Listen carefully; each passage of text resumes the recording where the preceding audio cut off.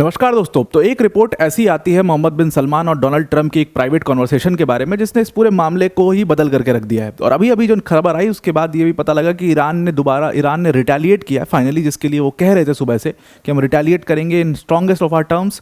और वो retaliation actual में इजराइल की तरफ, यूएस की तरफ ज़्यादा नहीं, बल्कि यहाँ पर यूएई की तरफ, बहरीन की तरफ, इनके ऊपर ज़्यादा लग रहा है, जिसके ऊपर अभी हम चर्चा थोड़ी देर में करेंगे। पहले इसको देख लेते हैं।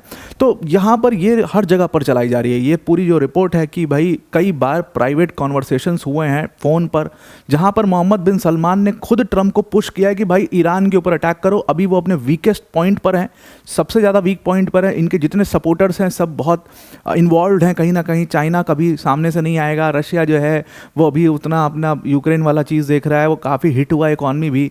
तो अभी आप ईरान को बेस्ट टाइम है जब हिट कर सकते हो। ऐसा ही रिपोर्ट्स हर जगह पे, अल जजीरा पे रिपोर्ट चली, वॉशिंगटन पोस्ट ने तो साफ साफ इस बात को छाप दिया है। अब ये समझना बहुत ज़रूरी है और यहीं से पूरा मैटर जो है पूरा घूम जाता है। अब आपने एक वीडियो देखी होगी और शायद खमीनी को इस बात का अंदाज़ा हो गया था कि he is to compromise, his security is to compromise, he is to compromise. Agents जो हैं उनको सारा लोकेशन सब पता है। और शायद हो सकता है कि जो फर्स्ट टारगेट होगा इस पूरे एयर स्ट्राइक का वो खमीनी होंगे। खमीनी ने इसीलिए पहले ही एक पावर वैक्यूम क्रिएट, तुरंत एक पावर वैक्यूम क्रिएट ना हो, उन्होंने अपना पावर जो है वो ट्रांसफ़र किया था लारिजानी को। तो आपने वो वाली स्पीच देखी होगी जहाँ पर लारिजानी अनाउंस कर रहे हैं खमीनी की डेथ का, and he is crying very bitterly. उसके दौरान एक लाइन जो सब ने थोड़ी सी ऐसे जाने दी उसको, उन्होंने कहा कि हम अपने स्ट्रॉन्गेस्ट टर्म्स में रिटेलिएट करेंगे और जिन लोगों ने लॉबी किया है यहाँ पर ट्रंप के साथ, उनके लिए एक नाइटमेयर साबित होगा। ये बात समझनी बहुत ज़रूरी है। वहीं से सवाल खड़ा होता है कि किसने लॉबी किया। देखिए, यूएस और इजराइल तो दो जिस्म एक जान है, उसकी तो बात ही छोड़ दीजिए। तो आखिर लॉबी किसने किया है? यहाँ पर लॉबिंग की बात बार बार क्यों आ रही थी? ये टारगेट असल में सऊदी अरेबिया की तरफ था, असल में यूएई की तरफ था, या इन देशों की तरफ था। इधर के ये जो देश हैं ये भी शांत नहीं बैठे हुए हैं, इनकी भी अंदर अंदर पूरे मीटिंग चल रही है। डिटेल में इसको डिस्कस करते हैं, पर वीडियो में आगे जाने से पहले एक बड़ी अनाउंसमेंट है अनअकैडमी टीम की तरफ से कि अगर आप यूपीएससी सीएससी की प्रिपरेशन कर रहे हैं तो आप ये प्रिपरेशन बिल्कुल फ्री ऑफ कॉस्ट कर सकते हैं अनअकैडमी के यूपीएससी मंजिल बाय अनअकैडमी चैनल के साथ। लिंक हमने इसका डिस्क्रिप्शन में आपको दे दिया है, उस पर क्लिक करके आप चैनल को सब्सक्राइब कर लीजिए। यहाँ पर हम लाइव सेशंस आपके लिए लाते हैं जहाँ पर आप हमारे साथ डिस्कशन कर सकते हो। बहुत शानदार टॉपिक, आर्टिकल 15 और 16 फंडामेंटल राइट्स का सीरीज़ पूरा अभी चल रहा है, उसको आप ज्वाइन कर सकते हैं। इसका लिंक, इस सेशन का जो कल ये सेशन हुआ था, इसका लिंक आपको डिस्क्रिप्शन में मिल जाएगा, उस पर क्लिक करके आप इस सेशन को देख सकते हैं अगर मिस कर दिया है तो। अब यहाँ पर जो पूरी रिपोर्ट चलाई गई वो सबसे पहले वॉशिंगटन पोस्ट ने इसको रिपोर्ट किया। वॉशिंगटन पोस्ट ने कहा कि जो सऊदी प्रिंस हैं मोहम्मद बिन सलमान और डोनाल्ड ट्रंप पिछले एक महीने से लगातार फ़ोन कॉल पर ये दोनों एक दूसरे से जुड़े हुए थे। और आपको ध्यान में होगा कि मोहम्मद बिन सलमान के भाई ट्रंप के पास भी गए थे और उस समय भी ये रिपोर्ट आई थी कि वो वहाँ जा करके उन्होंने अपना सपोर्ट रैली किया है और लॉबिंग पूरी चल रही है कि भाई ईरान को स्ट्राइक करने का बेस्ट टाइम है ये। और यही चीज़, सेम बात फ़ोन पर मोहम्मद बिन सलमान भी ट्रंप से कह रहे थे कि ये बेस्ट टाइम है, अभी ईरान को अटैक करो, इसको ख़त्म करो, इसका रफ़ा दफ़ा करो, नई सरकार बनवाओ। हमारे लिए भी बहुत बड़ा ये एक खतरा बन चुका है, इस पूरे रीजन के लिए ईरान बहुत बड़ा एक खतरा बन चुका है, ऐसा सऊदी अरेबिया का कहना था। ये बात वॉशिंगटन पोस्ट ने रिपोर्ट की, अल जजीरा ने रिपोर्ट की, सबने इस बात को क्लेम करना अब शुरू कर दिया है। यानी कि जो ये एयर स्ट्राइक की गई है यूएस द्वारा, इसके पीछे मोहम्मद बिन सलमान का बहुत बड़ा हाथ है। अब ये बात आपको कुछ ऐसा कॉन्ट्राडिक्टरी सा लगेगा, भाई अंदर खाने फ़ोन पर आप ट्रंप से बात करके कह रहे हो कि ईरान को हटाओ, ईरान को रास्ते से हटाइए, एयर स्ट्राइक करिए, ख़त्म करिए। दूसरी तरफ अगर सऊदी अरेबिया को देखें तो मोहम्मद बिन सलमान ने तो खुद ये कहा था कि मैं डिप्लोमेसी के साथ हूँ, मैं नहीं चाहता कि इस रीजन में किसी भी तरीके की कोई इंस्टेबिलिटी हो और इसीलिए मैं यहाँ पर पूरी डिप्लोमेसी के साथ हूँ। बल्कि उन्होंने अर्ज किया था ट्रंप से कि भाई आप अटैक ईरान पर मत करिए, इस तरीके से पूरा रीजन जो डिस्टर्ब हो जाएगा। आप लोग आपस में बातचीत करके कोई इसका डायलॉग करके आप लोग इसका कोई निकाल लीजिए। बल्कि वो कह रहे थे कि मैं निगोशिएशन करा देता हूँ, आप बातचीत करके इसको सुलझा लीजिए इस मैटर को। बल्कि मोहम्मद बिन सलमान ने जनवरी में एक स्टेटमेंट दिया था, जो आपको पता नहीं ध्यान में होगा कि नहीं होगा। उन्होंने कहा था कि वो सऊदी अरेबिया का जो एयरबेस है उसको यूएस को कभी यूज़ नहीं करने देंगे ईरान पर अटैक के लिए। वो ईरान की सोवरेनिटी को रिस्पेक्ट करते हैं और ऐसी या वह सब बड़ी बड़ी बातें उन्होंने उस समय पर कही थी। इन सारी बातों के बाद लग रहा था कि भाई हाँ, जाहिर सी बात है, सारी बिजनेस कंट्रीज़ हैं, यूएई जैसे देश हैं, बहरीन, सऊदी अरेबिया, बाकी कतर, ये सारे देश हैं, ये कभी इतनी इंस्टेबिलिटी यहाँ पर नहीं होने देंगे। लेकिन जब ये रिपोर्ट सामने आती है तो मामला बिल्कुल बदल जाता है। और ईरान के लीडरशिप की तरफ से भी आप देखिए तो दे हैव अब मतलब क्लियर एविडेंस ऑफ दिस कि मोहम्मद बिन सलमान ने एक काम किया होगा। अब बात यहाँ से शुरू हुई यूएस और इजराइल को पूरा एक ग्रीन बत्ती मिली। और जाहिर सही बात है ये कि बिना इन लोगों के ग्रीन सिग्नल के US is not going to do anything like that in Iran या इन दैट रीजन।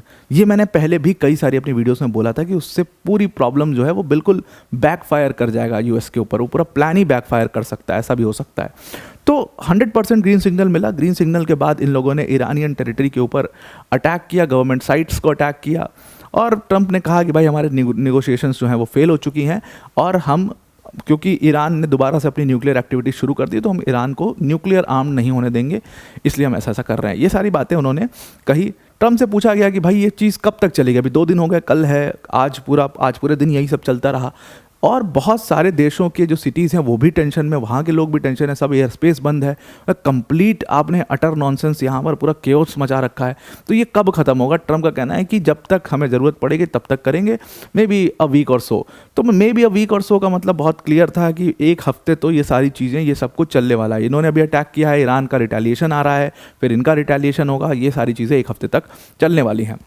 अब देखिए इसमें क्या है, सबसे पहले जब ईरान ने रिटेलिएट किया तो उसने यूएई के अबू धाबी को टारगेट किया, उसने दुबई को टारगेट किया, दोहा को टारगेट किया, यहाँ पर रियाद को टारगेट किया, मतलब इन सारे देशों को। और इसीलिए ये कह रहे थे कि जो भी लॉबी कर रहा है यूएस के साथ में, वो सारे देशों को टारगेट यहाँ पर किया जाएगा।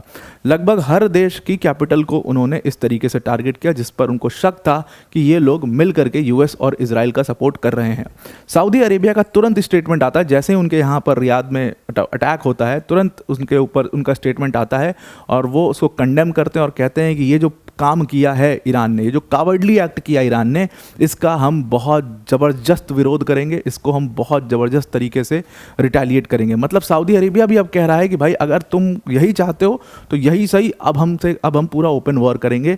ठीक है भाई, तुमने हमको अटैक कर दिया, अब हम इसको कंडेम करते हैं और इसका भयंकर रिटेलिएशन करेंगे ईरान के इस कावर्डली एक्ट का। मतलब Saudi Arabia is also angry now. But lobbying तो हुई है, 100% लॉबिंग हुई है, बिना लॉबिंग के ये बात यहाँ तक नहीं पहुँच रही थी। सऊदी अरेबिया की अथॉरिटीज़ का कहना है कि आप इसको बिल्कुल भी जस्टिफाई नहीं कर सकते, बल्कि हमने तो आपको सपोर्ट किया था, आपकी सोवरेनिटी को सपोर्ट किया था। हम तो वो देश थे जो बार बार कह रहे थे कि भाई ईरान की सोवरेनिटी को सपोर्ट करते हैं और हम अपना एयर स्पेस को यूएस को इस्तेमाल करने नहीं देंगे। उन्होंने इजराइल को अपना लॉन्च पैड बनाया, उन्होंने पानी से आपके ऊपर अटैक करने के लिए पूरा घेराबंदी करी, हमने कभी अपना एयर स्पेस इस्तेमाल नहीं होने दिया। और उसके बदले में क्या हुआ? उसके बदले में आपने हम पर अटैक कर दिया। तो now we are coming after you, now we are going to attack Iran.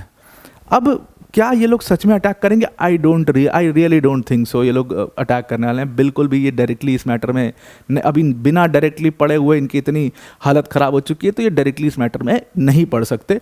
But एक पूरा जो मीटिंग है वो अंदर अंदर पूरी, कहा जा रहा है कि इन सब लोगों की आपस में एक मीटिंग हुई है, इन सब लोग की आपस में बात हुई है। कहा जा रहा है कि ईरान की स्ट्राइक के बाद क्राउन प्रिंस मोहम्मद बिन सलमान, यूएई के प्रेसिडेंट जो हैं शेख मोहम्मद बिन जायद अल नाहयान, बहरीन के जो किंग हैं हमाद बिन ईसा अल खलीफा, कतर के जो अमीर हैं शेख तमीम बिन हमाद अल थानी, और कुवैत के जो अमीर हैं शेख मिशल अल अहमद, और जो जॉर्डन के किंग हैं किंग अब्दुल्ला, इन सब लोगों की जो बातचीत है वो हुई है आपस में।